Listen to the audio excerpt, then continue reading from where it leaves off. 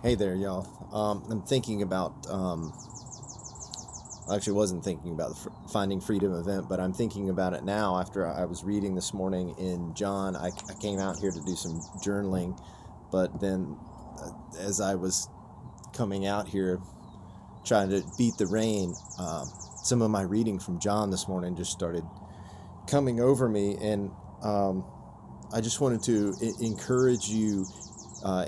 If you're coming to if you're going to be attending the Finding Freedom event, if you're thinking about it, I think there's some words here in John that's for you. It's for all of us. And if we look at, I'm going to have to put my glasses on here so I can read this. If we look at really quickly, John 16, 14 and 15. Listen to this. It says, "He will bring glory to me by taking from what is mine and making it known to you. All that belongs to the Father is mine. That is why I said the Spirit will take from what is mine and make it known to you." And when I read that, I think, Jesus is speaking in terms to these apostles that don't get that whole concept yet. And so he's saying, all that belongs to the Father is mine. And the Spirit is going to take from what is mine, and he's going to make it known to you. So what is he saying? He's saying the Spirit is going to make known what belongs to the Father. He's going to make it known to you. So he wants the heart of the Father, the Holy Spirit. Part of his job is he's going to take what is in the heart of the Father and make it known to you, and probably about you. If we look over in John 17, verse 15, also we see that my prayer is not that you take them out of the world, but that you protect them from the evil one. And you're like, what does that have to do with the other verse? It doesn't have anything to do with the other verse. Now, see, we think of that about when we talk about protection from the evil one. We think about that like he wants to harm us. He wants to physically harm us.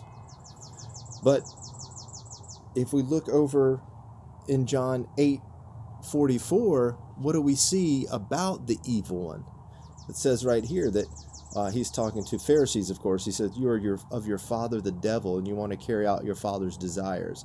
He was a murderer from the beginning. There you go. We think that he wants to harm us, but Jesus is going to protect us from this harm. He murdered from the beginning and does not stand in the truth because there's no truth in him. When he tells a lie, he speaks from his own nature because he is a liar and the father of lies. So when I think about what he says here in John 7:15, that he wants to protect you from the evil one, he wants to protect you from the lies of the enemy. He wants to make known to you the Father's heart. He wants to protect you from the lies of the enemy, which is exactly what we're going to talk about. This is what we're going to talk about in Finding Freedom. How are the lies of the enemy keeping you from realizing that your Father in heaven